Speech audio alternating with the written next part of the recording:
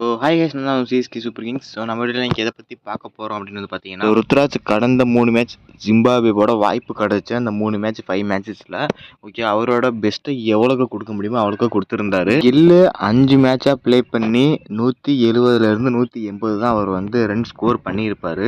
ஓகேவா, ருத்ராஜ் பார்த்தீங்கன்னா 3 மேட்சஸ் விளாண்டு 130 135க்கு மேலே, ஸோ 140 அதுக்குள்ளே வந்து 3 மேட்ச்சில் வந்து ரன் ஸ்கோர் பண்ணியிருக்காரு. ஸோ பார்த்தீங்களா எவ்வளோ குவாலிட்டியான பிளேயர் அப்படின்னு. கில்லு வந்து 170 தானே அடிச்சிருந்தாரு. ஸோ இப்போ ருத்ராஜ் வந்து 3 மேட்சஸ்லேயே 140 வந்துட்டார். ஸோ இன்னும் ஒரு மேட்ச் விளையாட விட்டோன்னா நம்மளோட ரன் ஸ்கோர் கூட போயிடுவானோ அப்படிங்கிற ஒரு பயம் கில்லுக்கு இருந்துச்சு.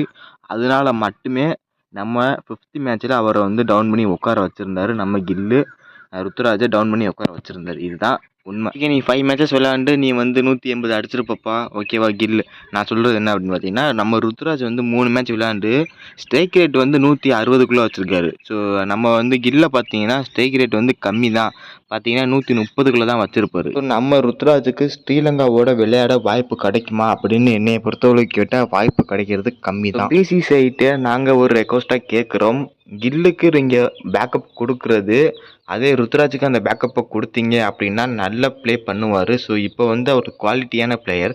ஸோ கில்லோட குவாலிட்டியான பிளேயர் அப்படின்னு பார்த்தீங்கன்னா ருத்ராஜ் தான் நான் சொல்லுவேன். ஓகேவா, ஏன்னா இந்த மேட்சஸ் ஜிம்பாப்வேவோட விளையாடே தெரியும். 3 மேட்ச் விளையாண்டு 160 ஸ்ட்ரைக் ரேட்டில் இருக்கார். ஸோ நம்ம கில்லை பார்த்தீங்கன்னா 130 ஸ்ட்ரைக் ரேட்டில் 5 மேட்ச் விளையாண்டுருக்காரு. இதிலே நமக்கு தெரியாதா அப்படின்னு. ஸோ பார்க்கலாம். ஆனால் வந்து ருத்ராஜ் வந்து பார்த்தீங்கன்னா அதிகமான வாய்ப்பு கிடைக்கும் அப்படின்னு வந்து சொல்ல முடியாது ருத்ராஜுக்கு. ஸோ வாய்ப்பு கிடைக்குமா அப்படின்னு கேட்டால் ஒரு டவுட்டு தான். ஓகேவா, ஸ்ரீலங்காவோட மேட்ச்சில். ஸோ பார்ப்போம் இதெல்லாம் என்ன பண்ணுறாங்க அப்படிங்கிறத பார்க்கலாம். இன்னும் 2-3 நாளில் வந்து வந்துடும். டீம் பிளேயிங் 11 எல்லாமே வந்துடும். ஓகேவா, டீம் ஸ்குவாட் அனௌன்ஸ்மெண்ட் பண்ணிடுவாங்க. ஸோ பார்க்கலாம்.